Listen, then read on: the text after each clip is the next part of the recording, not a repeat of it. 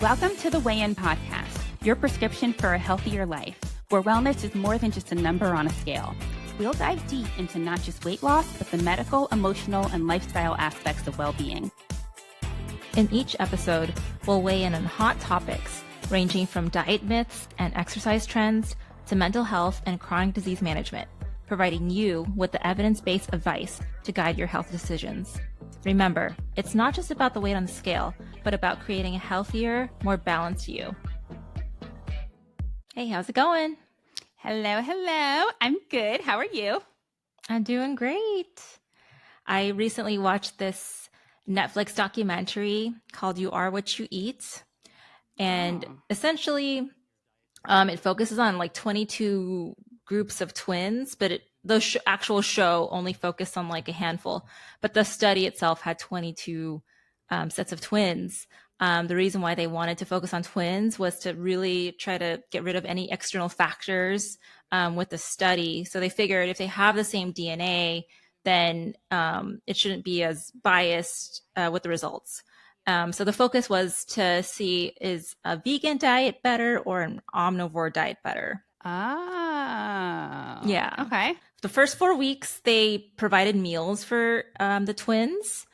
And so they were randomly selected who was vegan, who was omnivore. And wait, this is like documentary style, right? I'm picturing like a reality show where like they're all in a house. No, it wasn't that extreme. Girl, that would be lit. But you're saying it was like, this is... No, they were off to like live their lives and stuff. They just had to eat a certain way. Yeah. Okay. So they were randomly selected who got to eat vegan and who got to eat omnivore. And so for the first 4 weeks, they were provided meals for that. And then the last 4 weeks, they were left to their own devices to figure out the meals themselves. And they also had blood taken. They had DEXA scans done. They had urine and stool samples sent in and stuff like that every so often.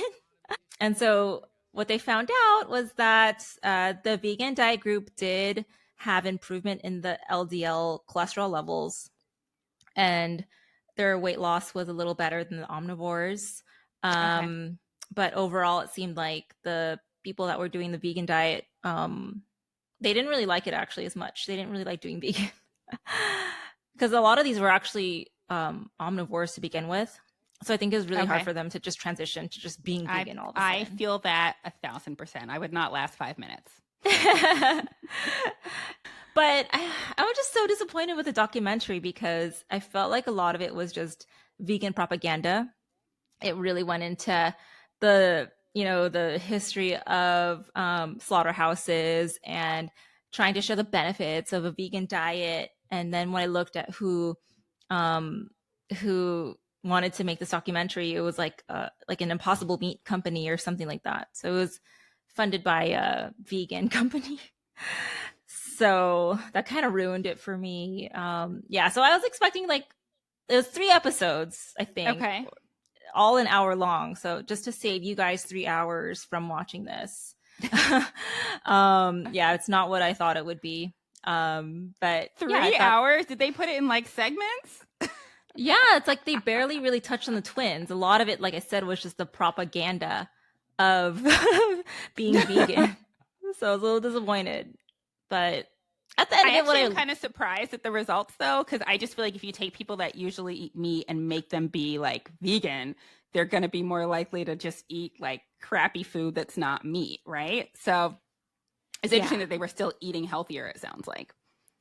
Yeah, for the most part, it did go into like their specific DEXA scans and all that. And what I remember in particular was that the when people that are on the omnivore diet, they did lose quite a bit of muscle mass too.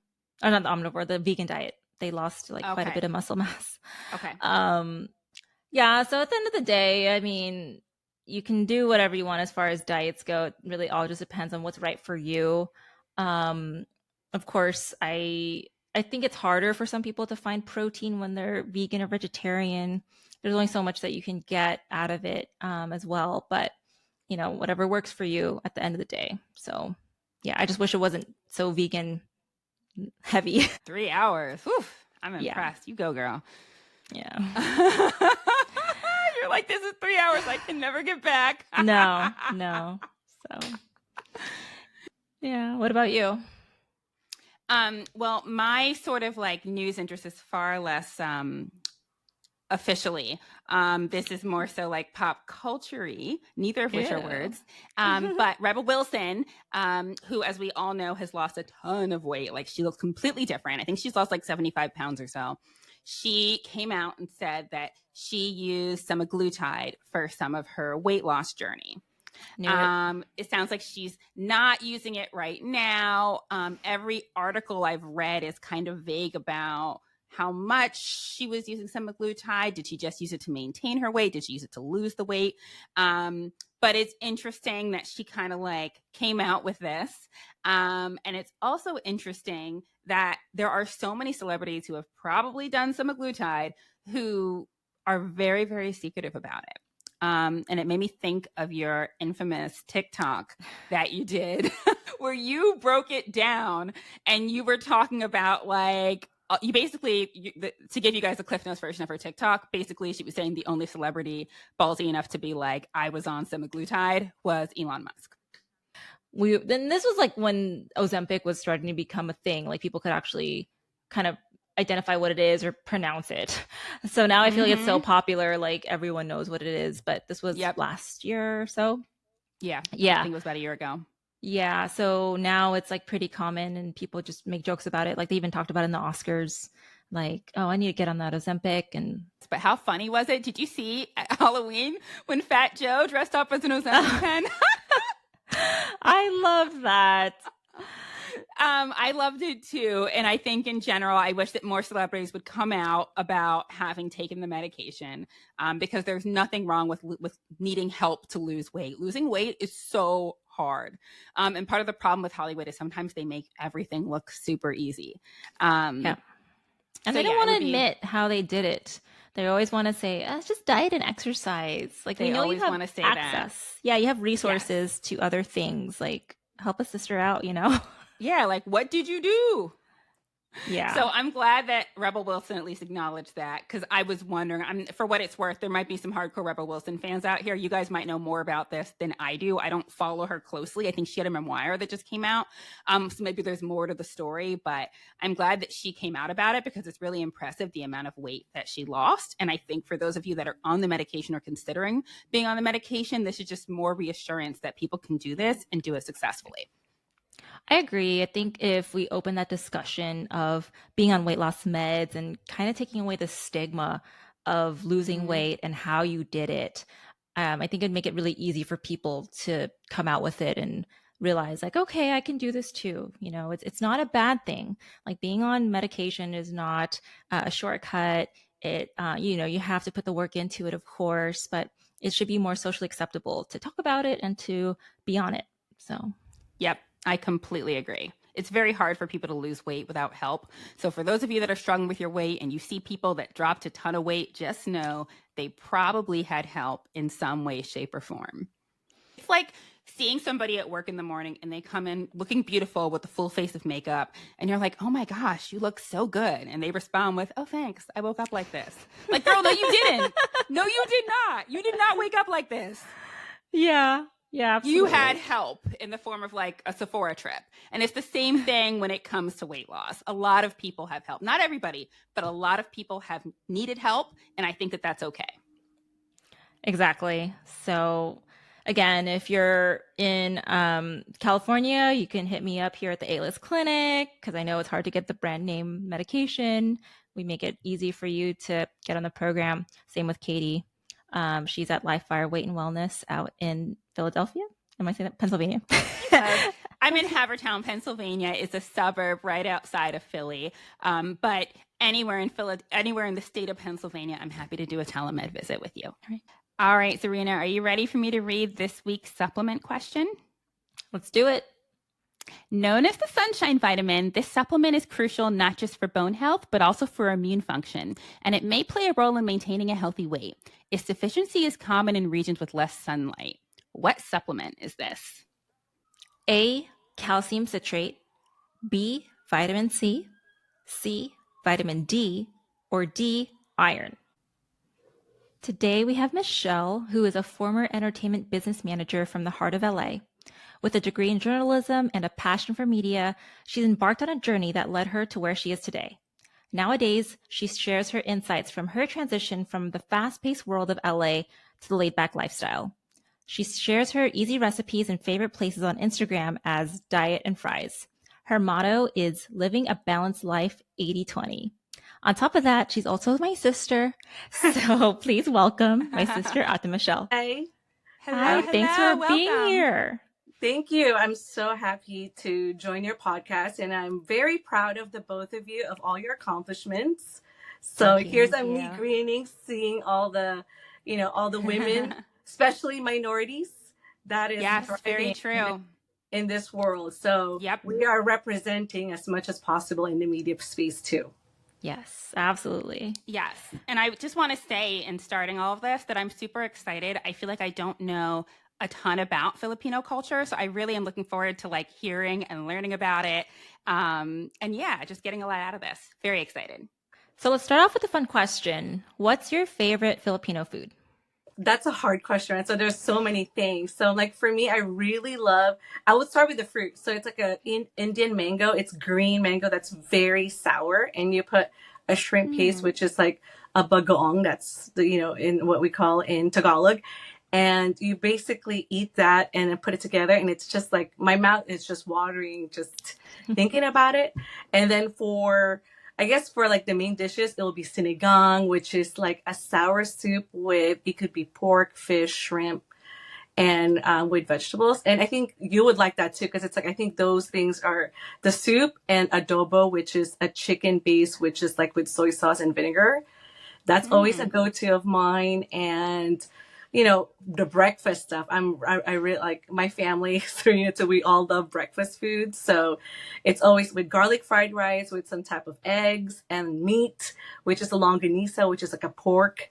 So those are the things that we love to eat. And the seafood. It's like the fresh seafood in the Philippines. That's what I miss, because it just tastes different when you're traveling back home and eating it here. It's just there's a different. I don't know. It's even the fruits are different every time you travel. Yeah, it's just so fresh and Yes. comes right from the ocean where, you're staying at versus here, like seafood comes from all over the world. You don't even know how far it went.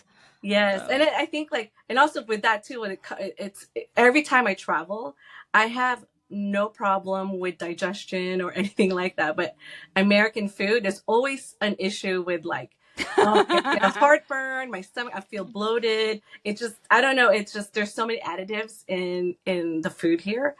And versus to traveling in a different country, you don't have to worry about that. You end up losing weight even though you're eating more. Can we just rewind a little bit? I know that both of you are Filipino, but can you just tell us, did your parents live in the Philippines and then move to this country? Were either of you born in the Philippines? You just give us like a little bit of background. Me, I was born in the Philippines and my parents moved here in 1993. So I think I just turned 14 the time we moved. So it's basically, I'm more American than Filipino, but I'm still very Filipino, but not so Filipino when I hang out with Filipinos. It's kind of like, we call it a hybrid culture. I'm in between. You're not too American, but you're not too Filipino. So it's like this culture that's created that's a hybrid of both. And Serena's she's actually the only one that's born in the United States. My mom always dreamed of living in America. So her sister first moved here and basically found someone that could petition my mom, because my mom is an accountant. And at that time, you have to get a visa, a work visa. So she was able to bring us all here. And I think we were so lucky to have this experience and be living here in America. Very cool. Yeah. And it was hard when you came, that was the start of high school for you. And then on top of that, our parents were working full-time jobs. And so she essentially became my second mom in the sense that she was cooking, cleaning, picking us up from school. Wow. So, how was it with cooking all the time? And with Filipino food, especially, it's really good, but it's very heavy and very salty.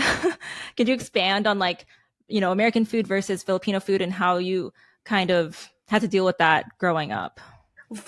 Well, luckily for us, it's my dad has always been health conscious because he had his own health issues with cholesterol and all the other things that he has to worry about. So a lot of the times when we are cooking at home, it's usually chicken and fish. But if you are in a Filipino household, true Filipino household, it's usually pork fried. It's going to be like greasy. And a lot of Filipinos don't really drink a lot of water. It's usually you have a soda next to you, like a Coke bottle, and eating a lot of like fried fish.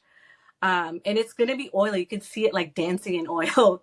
So for my parents, since my dad has health restrictions on his diet, so we were always eating fish. So luckily, we were able to navigate through that and like have a healthier choice.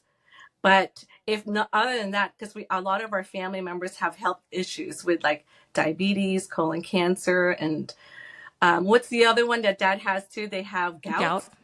So there's a lot of things to, and you don't know how much food actually becomes like an addiction and also like really bad for you. Obesity in America is such a big thing right now. Yeah. With those foods being popular staples in the Philippines, is there an issue or a struggle with obesity? And like, how do they view body image there? Well, it's horrible. So it's like when Serena would know every time we would see a family, instead of saying, hi, how are you? It's like, oh, you gain weight.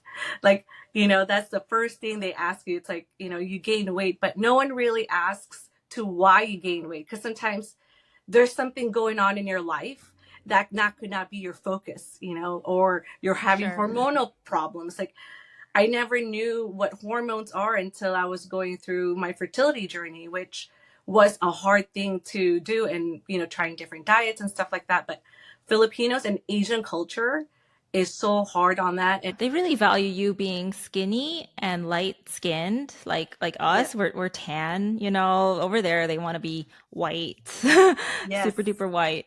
And yeah, This is just so touching interesting back. to hear. This is Yeah, really touching interesting. Go ahead. back too about like how they say, oh, you got fat. It's called like dumabaka, like you're mataba, uh, which is like, yeah. It's like fat, so yeah. essentially, yeah, like you can't talk back to them. You can't say, well, you too, you gained weight as well. Yeah. That's considered rude, of course. But it really, there's a lot of body shaming that goes on in Filipino culture, and it's really toxic. And I don't think they realize it. And mental health is also just not a thing that we address in our culture. It's just kind of like, well, just pray or stick it out, essentially, or just be happy. So Yeah. And that's a big fault in the culture too, because it's I think it's a lot of it is just there's so many backgrounds in there, but no one has really been able to say, hey, how are you? How can I help you? They always say like go to church, but it doesn't like they don't explain why, And as I got older, that's when I realized what it means going to church. But I had to have life experience first to appreciate that. But as a kid, it's like it doesn't make sense, or you go through so many different challenges. Like as a teenager, it's like you're getting along with different friends and how people perceive you, how your teeth looks. And then when you're in your 20s, it's kind of like figuring out what you're going to do with your career after finishing school or whatsoever. And 30s is different because it's like now you're probably more established in your career. You're probably now developing into a different space in your life, marriage, buying a home, starting a family. And 40s is different too, because it's like now you're very comfortable with your own skin. But then sometimes people would just like, oh, you just got fat, like, and then you make that comment, even though you feel so confident about yourself, even though you're doing so well mentally, sometimes it kind of really messes in your head too. Like, am I doing something wrong? Am I overeating? And you're not. It's just like sometimes your body's just responding to your hormones a different way. yeah, and it's very toxic, just they don't realize how their words can hurt others. Yeah. So, yeah. Just going back, I know, we love to throw parties, and especially we like to share food with everyone. Like Katie, I swear, if you were to go to a Filipino party, like, you'll become friends real quick, but they're gonna force food down your throat. So that's like the hard part like about force going to might these be parties. a strong word, girl. I like to eat. So how does the emphasis on family gatherings and celebrations in Filipino culture like impact like your dietary choices when you were growing up? It's kind of, oh, well, growing up, because I didn't have like so much of a weight issue. Like there's only a certain times in life, but it was fine. Like, and they always try to force feed you, even though they say, hey, you gain weight, and then they keep putting food on your plate or take this home, but you kind of pretty much like and you can't be rude because you have to eat everything they give you. Yes. So it's part Yeah. of the culture too. So that's a Filipino culture. Like every time you go there, they're gonna always overfeed you no matter what. And even though they know you have like health concerns or whatnot, they kind of just forget about it. But eventually, like I guess you just have to say like you're going through, like, oh, I'm on keto. Good thing, like the Philippines, since the internet, social media has been around, a lot of Filipinos are more aware of like different diets now. Now they know about keto, they know about all the other gluten-free vegan diets that's there. But for the old school Filipinos, they don't know any of that stuff. They're just Right. going to eat whatever they, it's going to be, everything is going to be fattening, like from breakfast to dinner, and even the actual like desserts in between, your snacks. So it's just up to you to kind of just taste things instead of just overindulging it. With this sort of being like the pressure socially, right? And with so many of the Filipino staples being things that sound like they're like fattening, salty, how did this A, affect your weight? And B, how did this affect your body image and like your sense of self growing up? So I'm like that. I don't eat a lot of Filipino food. Just because if I do, I know I'm gonna blow up a lot more because it's just mostly fattening. Um, and body image wise, of course, it kind of like it's kind of hard because it's like every time you have a family gathering, everyone is smaller than you automatically. It's just everyone is just smaller than you, so to kind of have a tendency to kind of wear darker clothes so you don't, you actually take photos, but you're all the way in the back. So it's like you don't they don't see your whole body and stuff like that. So that's how I managed to get over it. I mean, people, my family that lives in the States, it's like they're more understanding versus the family, and they're always going to make a comment. Once you get there, it's like there's always some type of comment. But it's more of like my mom even mentioned, it's sometimes when people say you gain weight, that means you're making good money. I was like, really? I was like, that's how, is it a compliment now? So I was like, maybe, I mean, that could make sense, but sometimes it's just like aging too. Like in your 40s is different. Like the way you Sure. work out before is different from your 30s and 20s. So it's just things just keeps evolving. But yeah, that's how I deal with it. But it does mess with me mentally all the time. But I just gotta, just let it go and like kind of move on, because I'd rather spend time with family, and just because I know it's a culture and I just understand it, because there's no way of you can't explain it because it's just part of the culture. Right. Yeah. So talking about the diets you've had in the past, you mentioned it, touched on it, like gluten-free, anti-inflammatory, clean eating. Could you touch on how those diets affected you and why you don't do them anymore? So for at first, it's like I tried different diets because of fertility, because we had a hard time getting pregnant, and we're one of the unlucky ones that didn't get to have that moment of having a child or getting pregnant. So I tried different ways of eating. First, I started with keto, which is, a lot of people know, it's like you don't eat any carbs, and it's it's very hard to eat because it's a lot of fats. And that one affected me a lot more because when I started seeing a doctor and specialist, acupuncturist, and my gynecologist and my doctor for fertility, she said that those are inflammatory in my body because you're eating so much food of like fats. It's like that's Right. most, and you also need protein and vegetables, and that's not a balanced diet. So, um, and it's hard before when I started keto because I have to make everything because it wasn't popular back at that time, and now they sell everything that's keto based. But and then afterwards, I started doing the gluten free and dairy free because that's what my doctor told me. She had a list of things for me to do, and it's basically, it felt like a part time job of no figure out what to eat and what you can't eat. It's like reading the labels of like, okay, if it says grapeseed oil at first, it's inflammatory, and it basically eating out, it's hard because it's everything that you're eating is not available for you. Were And you doing this in addition to like fertility treatments? yes, That's so much to think about and to do. It's so much to That's think about. exhausting. It's exhausting. That's when I said like it's like it's a part-time job at that point because you're eating and you can't even work out a certain way because I can't have my heartbeat going over 140. So that means all of the fast-paced workouts I cannot do anymore. So that's basically yoga and walking. And that also, I think the stress of that, even though I wasn't eating that much, my body hated me for it. I started gaining more weight because of the stress. And I was supposed to lose weight, but ended up gaining weight. So it was like something, I think, with also being like, I think, I wouldn't say depressed, but the sadness to it because not a lot of people talk about how hard it is every month to keep trying and not get pregnant. That's not something people talk about all the time. And sometimes you feel ashamed to talk about it because it's like you're in a position that you're lucky that you're able to do that. And some people are, can't be in that position. So it's like, where is my platform to even share it sometimes? So, but that's the hard part of it. And at the end, what I learned from that is every body is different, how we respond to things, and do what's best for you. Like, and I would say like the gluten-free and dairy-free does help with my eczema and like the anti-inflammatory. So when I'm starting to see things in my skin, I would like start watching what I eat and kind of, all right, I cannot, we're like the past 3 weeks, we've had so many people visit us and then so many parties, and that's a lot of fried food and, just junk in our system.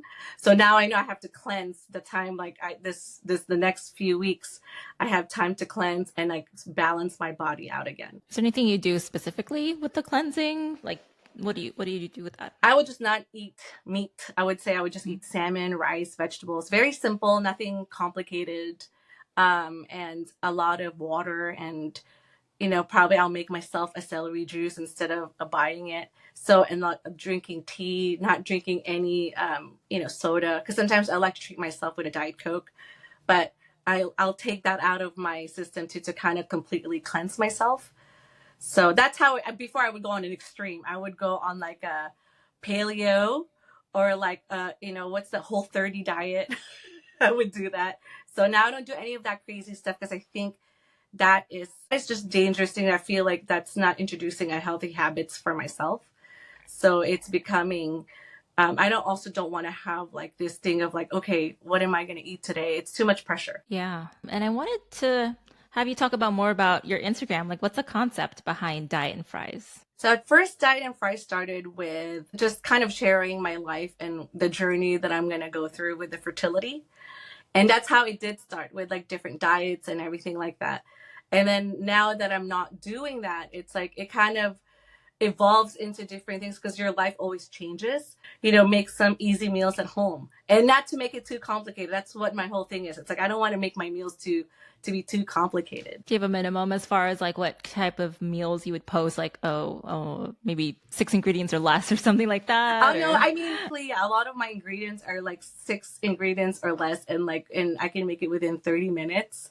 To budget friendly ideas because grocery bills has been going up. So I'm trying to write recipes that are easy to make and also budget friendly. Yeah, that's Love great. that. Yeah. And then I Very know cool. you like to do the 80-20 lifestyle. Could you expand more on what that is? Since I moved to San Diego, I've completely changed how I look at life. I come first because I had a habit of taking care of everybody else, work, family, anything else that comes in my way. It's like I take care of it before me. So since then, it's kind of like as I've gotten older, I really pretty much put me first with like if it's a workout or my mental health comes first. And it goes to my diet too. It's like 80% clean, 20% have fun with it. And with the life too, it's like 80% of it is controlled and 20% of it you can just live your life. But I really have slowed down a lot since I moved to San Diego. I think it's just a gift of that moving into the city because it's not, first it's like because there's less people here, there's less traffic, so you're not sitting in a car 4 hours, getting to the next destination and everything like that. So in here, it's more so of like you'll see people actually living their life. They're walking outside, doing what they need to do, and they'll work. And you still take work seriously, but it's just not your priority, because I think being your best version of yourself would be a best version of how you treat other people. I don't know if that I makes love sense. that. Yeah, No, that's great. no, I love that. And a lot of my patients that are really into like eating clean will tell me that when they don't eat clean, they kind of like feel it, like they feel unwell. Do you find that when you're sort of like eating clean regularly and then you are kind of doing the 20%, that you don't feel well at any point? Or do you find that you have a pretty good balance? Oh no, I feel it. Like when we indulged this past few days, and I feel it. Like you just feel sluggish. It just doesn't like. Oh, I think overindulging sometimes has its like cons, and that's how your energy is low. It's kind of like having a lot of drinks the night before, and the next day you just feel in your body. So, and that's kind of like sometimes that's what happens, but they are right. It's like there's no way to get around it. If you just got to get back into it the next day, of like having a better choice instead of continuing the process of like, I'm going to have a bacon and like having hash brown, and, it's have an oatmeal the next day or something like that, instead of keep it going. So I think that's, Right. and work out, sweat it out. It could be a sauna, it could be at the gym. I think that's how they can do it, and they shouldn't feel guilty, because that's the thing that a lot of us have, is we always feel guilty eating it. It serves its purpose. Yeah. Enjoy it. you know and then the next day just get back into whatever you need to do, to eat clean again. I think I that's love really that. important that you bring that up, because people do feel really bad about doing it. And then they get into this really bad cycle of, oh, I'm going to restrict myself to like 500 calories and I'm going to work out for 3 hours today because I ate so bad over the weekend. And it's really not like going to make a difference if you are doing what you're doing, the 80-20 lifestyle. If you're eating well 80% of the time, like the 20% will not affect what you're doing and your goals. And so it's important to have a good relationship with food, because if you start to associate it with negative things, then it's just going to be really harmful and toxic for you mentally. So I think that's a really good point that you brought up. I try to constantly encourage balance in general. There should be no food in general that's off limits. And that's what I constantly tell them is, at the end of the day, you're human. You like food. It's okay. It's okay to eat the foods that you like. This is real life. You're not in some alternate universe where you can only eat a certain way. And, you're not a bad person if you don't eat clean, and I liken it oftentimes to myself as somebody that was overweight and then lost a bunch of weight. I still eat good food. Even now with maintaining my weight, I still eat cookies. I still eat delicious things. And they can do those things still and not deal with that guilt. But I frequently do. Another thing that I tell them to do is I tell them to plan for it ahead. So a good example of this is Thanksgiving, right? Everybody's always nervous about Thanksgiving. They don't want to mess up their diet because they're going to be around their in-laws, et cetera, et cetera. And I always tell them, listen, you may want to eat something that you don't think is part of your diet. Let's talk about what those things are that you want to eat and how we can make it okay for you to eat them. That way you don't feel guilt. Plan ahead for it. Plan ahead for your dietary indiscretions, or what you perceive as your dietary indiscretions. That way you don't have that guilt afterwards.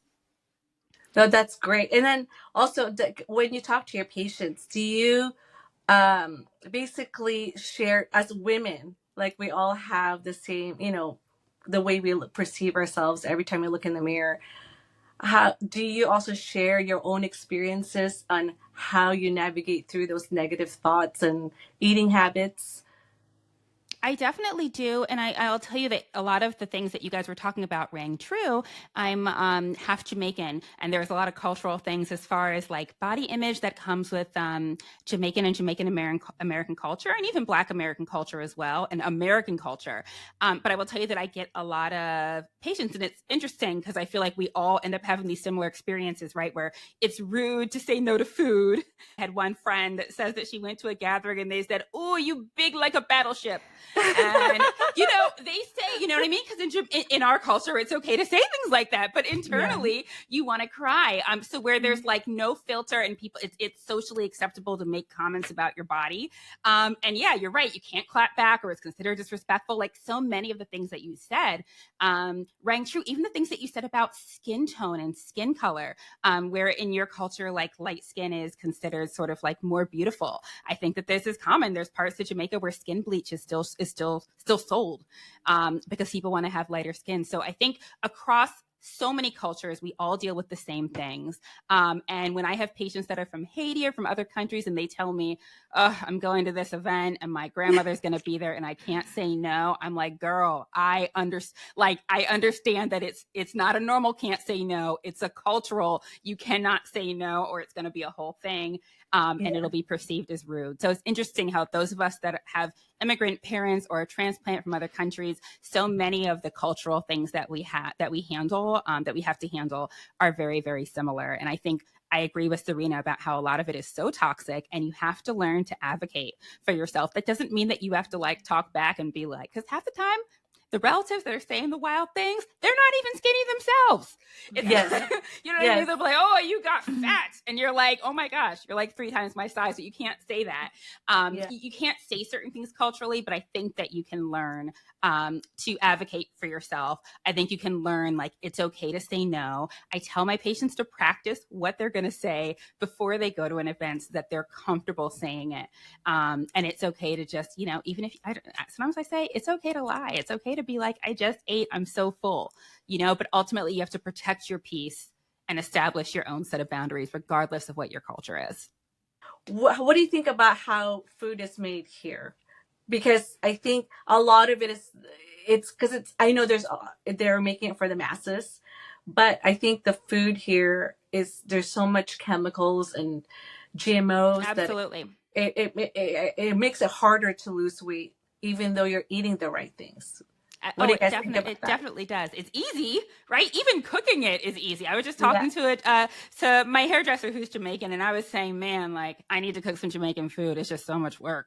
I gotta do so much chopping. So you know what I mean? Like it's work. It's a lot of work. It's easier to even make American food, and I agree. It's so processed, but it's also so accessible.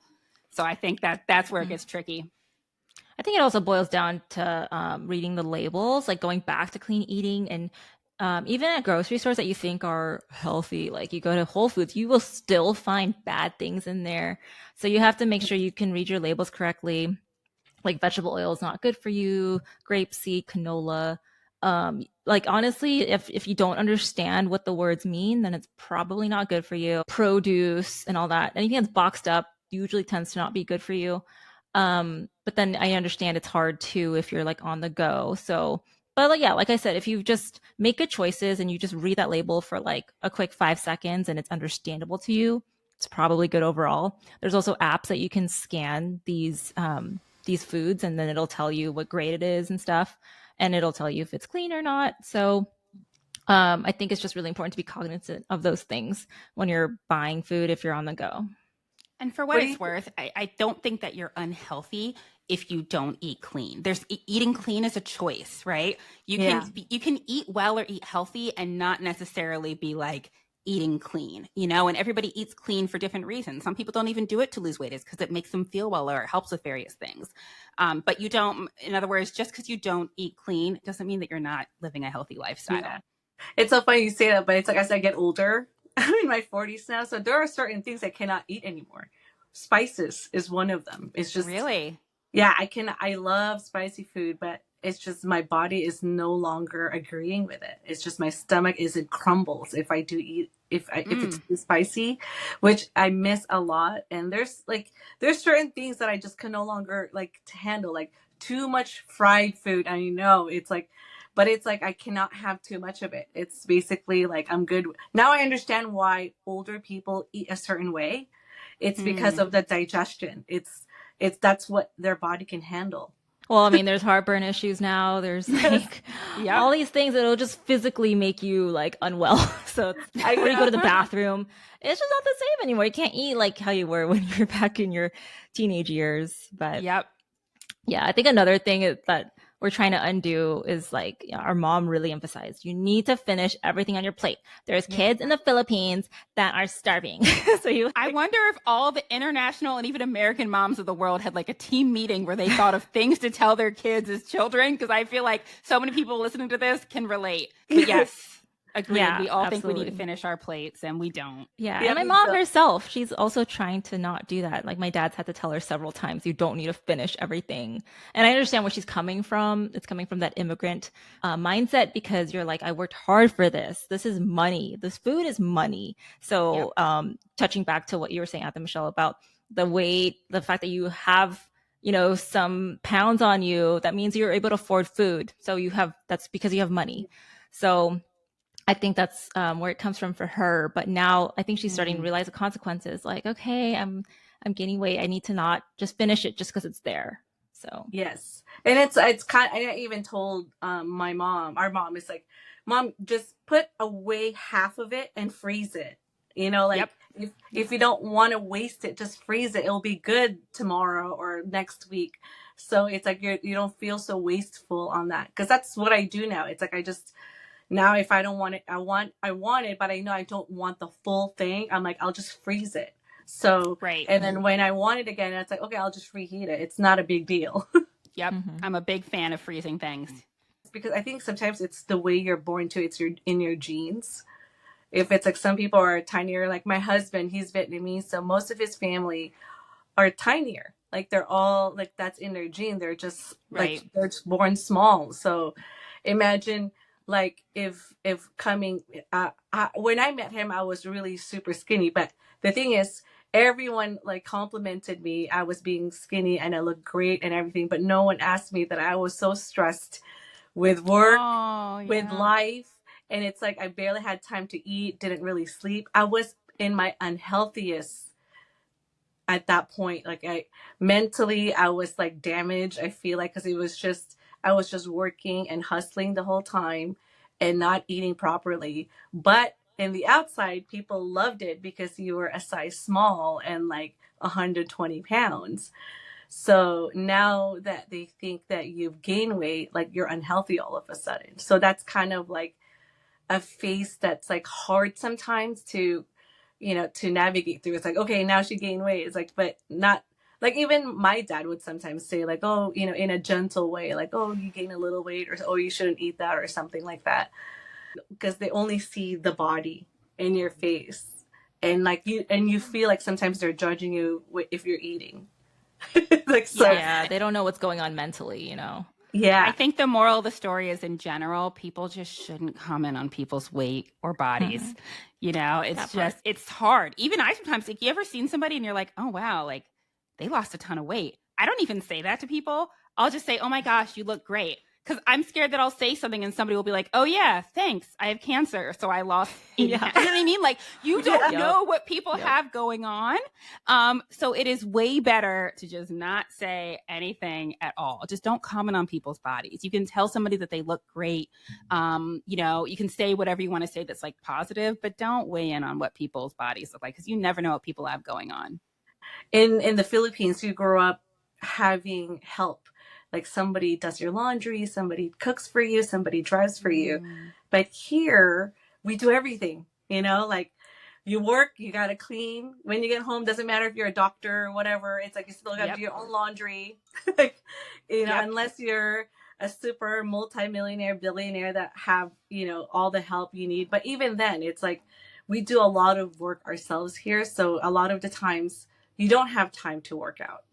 What if you're stuck in traffic 4 hours in a day? Like, how are you going to fit into that schedule? Exactly. Without feeling like you're sacrificing something else, Yeah. And I think that's the magic of having this drug that you guys have, the semaglutide. So it's like for lifestyles that are super busy, the people that are really doing their best and they can't do anything. It's like this is like one of the ways to help them lose weight. And I've seen articles like some people lose 30 pounds and they end up balancing their insulin. And those are all the good things, and helping them not overeat. Because I think food has a relation with stress too. You're stress eating most of the time. You're bored, like all those things. And we're all guilty of that. It's like, okay, I'm watching this and And with social media now, it's like you keep scrolling and you're gonna get hungry all of a sudden. It's like someone is eating this delicious Korean barbecue, and it's like 12 o'clock. You can't eat it, so you grab some chips, whatever you have at And it home. always looks like it was like made at a restaurant. The presentation is always like perfect. Yes. It's always something that's going to be like impossible to recreate. Yes, for sure. And I think like that's the semaglutide. I think it's a great way for a lot of people to help them get that start. Right. Yeah, absolutely. Like talking about food noise, that's kind of what you touched on. Food is psychological for some people. So they just need something to quiet that down. Stress is manifests in different ways, and some of it, like they find comfort in going to food for that.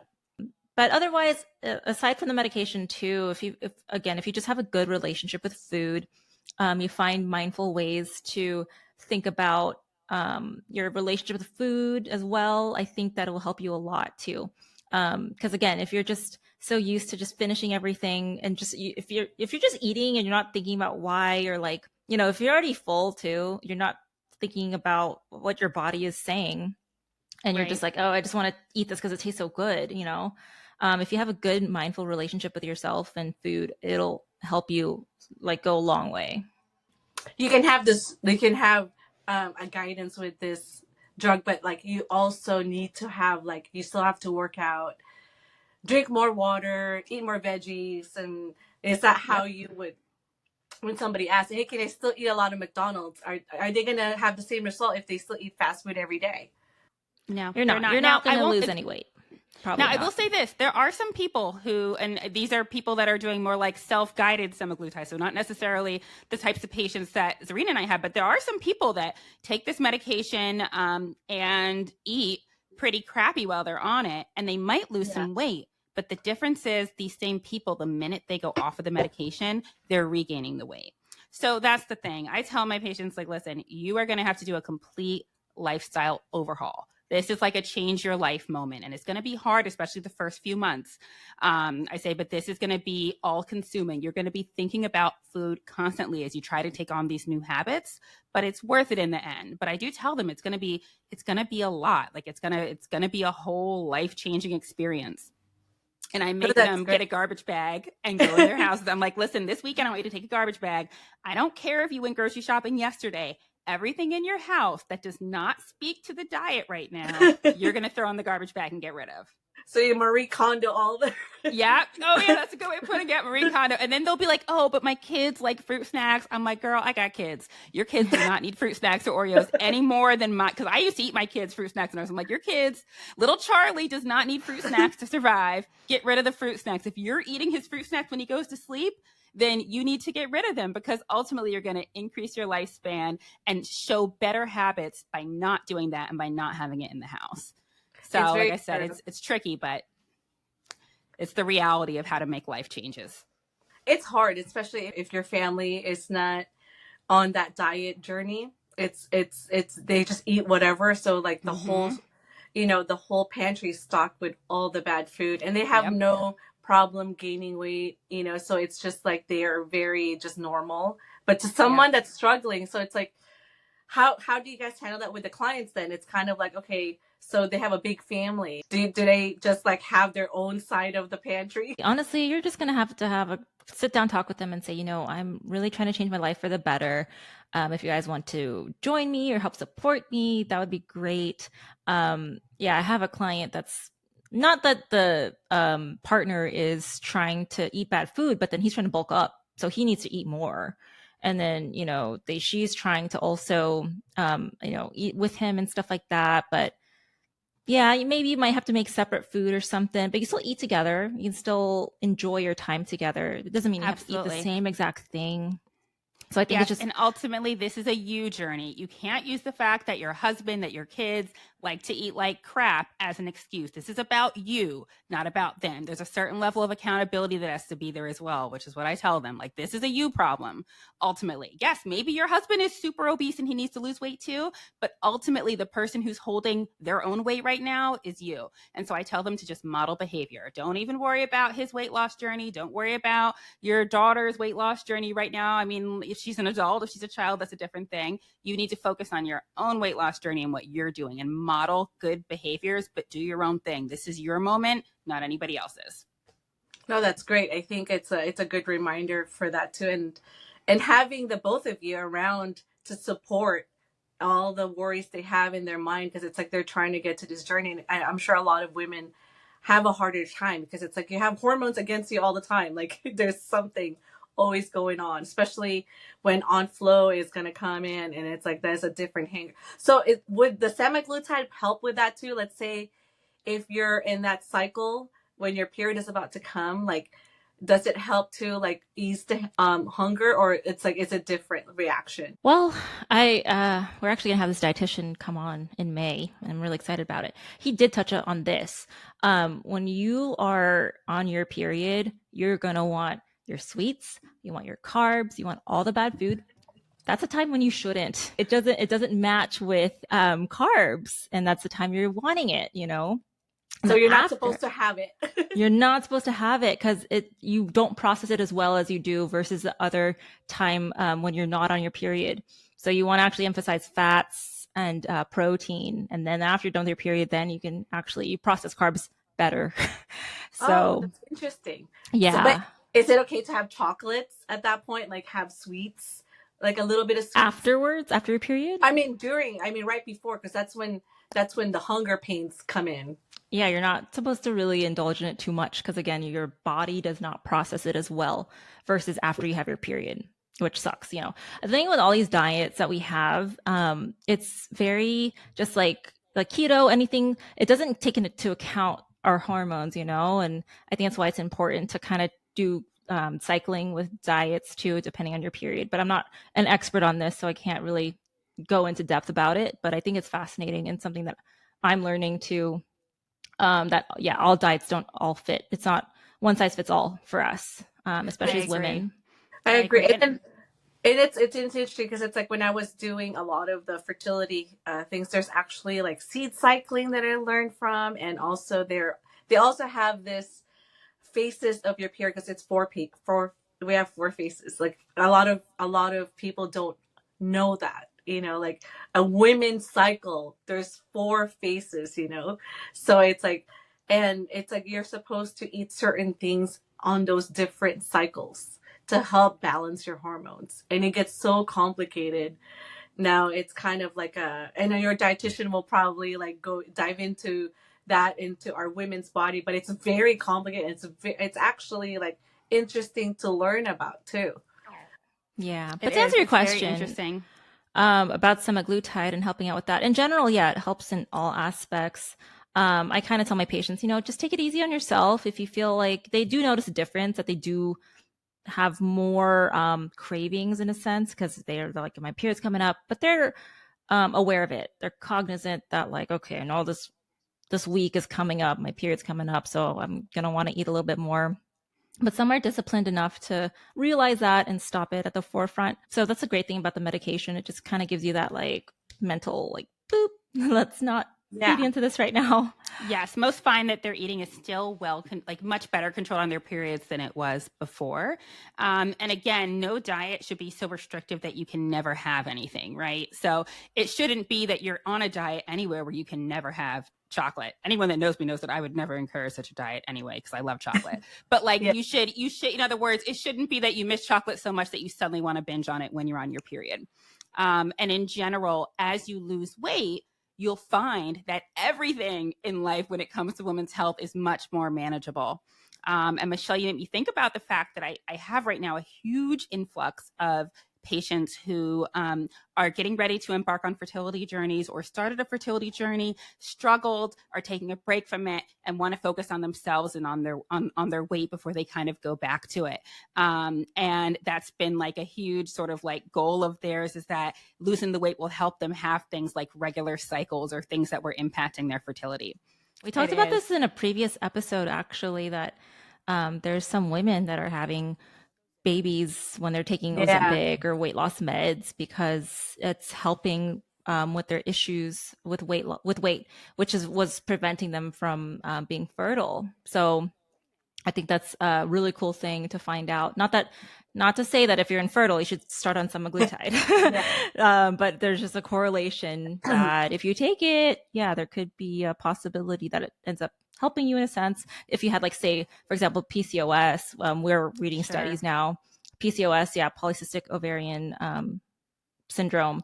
Basically, it's helping out with that, which people that have PCOS tend to have issues with having babies. So once they start on the semaglutide, it helps with the insulin resistance and other issues that are associated with the disease, and then they're able to get pregnant. So, and I would say to women out there that's trying to do that, the semaglutide is cheaper than a fertility treatment if they're trying to get pregnant. It's much cheaper. All right. But like I said before, it's not a treatment for fertility yet, unless they find things with that down the line. But if obesity is what's making it tricky for you to conceive, getting to a healthy weight can certainly help. And semaglutide definitely helps facilitate that, which I think is sort of the take-home message there. So I think that, like, if your weight is at all impacting your ability to conceive, it definitely is worth it to take the time to focus on you. Also, you're just going to have a better pregnancy if you start off at a healthy weight. You really are. All right. So last question. How did you get to where you are now with your views of body image versus when you were growing up? So I think it's experience and age too. If, like, being more comfortable in your own skin. I think as I got older and, like, being more confident on where I am now in life, that I don't have to prove anything to anybody, and I'm still learning as I go because I don't know everything in life. Knowing that I'm okay and I'm at peace with it, that's how I have to just go about it, and because it's like no matter what, I'm not going to make anybody happy how I'm looking. It's going to be me. I'm the one living in this body. So I'm the one that has to say, hey, I'm beautiful. I'm blessed to have this, what God gave me. I'm healthy for the first, that's the most important part. It's like, I don't have any illness. I'm healthy. I'm here today. I'm breathing. I woke up. I'm able to walk, work out, and eat these things.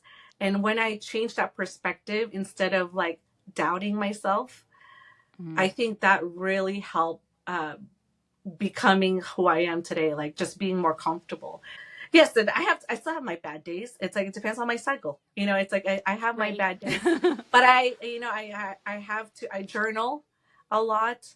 I journal and do positive affirmations because that helps a lot. And I think people sometimes need to do that. Even if you're not into journaling, take a note at night and, like, what's your gratitude for the day, like, and then write all the good things that happened today so you don't focus on those bad things. And it's the journaling part of it really helps a lot. That's amazing. Great. Michelle, thank you so much for coming and chatting with us. I follow you on Instagram now, and you are so inspirational. The vibes are so positive in general. You're a joy to follow, and I encourage everybody to follow you. What's your Instagram handle? Diet and Fries. Love it. Thank you so much for having me. Have a good one. Bye. Bye. So the answer is vitamin D. It is essential, especially in areas with limited sunlight exposure. It helps the body absorb calcium, supports the immune system, and recent studies suggest it may also aid in weight loss efforts. Ensuring adequate vitamin D levels can support overall wellness and potentially help in weight management. If you've enjoyed today's episode, please take a moment to subscribe to our podcast, give us a rating, and share with your family and friends who might find it helpful. And remember, we love hearing from our listeners. Connect with us on our social media channels or shoot us an email with your thoughts, questions, or suggestions for future topics. Don't forget to check out our website, www.thewayinandpeas.com, and to follow us on Instagram at thewayinandpeas. If you need one-on-one help with your weight loss or wellness journey, book a private consultation with us. The A-List Clinic can be reached at www.thealistclinic.com or on Instagram and TikTok at The A-List Clinic. And my clinic, Lifefire Weight and Wellness, can be reached at www.lifefireweight.com or on Instagram and TikTok at lifefireweight. Thanks again for tuning into the Wayne Podcast with your hosts, Katie and Zarina. Until next time, take care and be well. The information in this podcast is for general information only. It is not intended as medical advice and should not be relied upon as a substitute for medical consultation with a qualified medical provider familiar with your medical needs.